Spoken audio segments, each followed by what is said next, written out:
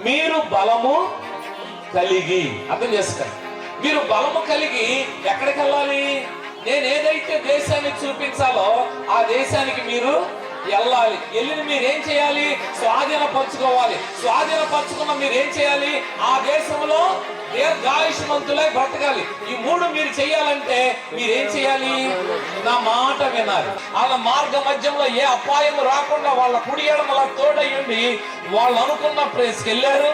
వెళ్ళిన తర్వాత ఏం జరిగింది? స్వాధీనపరుచుకున్నారు. స్వాధీనపరుచుకున్న తర్వాత ఆ దేశంలో దీర్ఘాయుష్మంతులు అయ్యారంటే ఇప్పుడు వాళ్ళకిచ్చిన బలం ఎవరిది?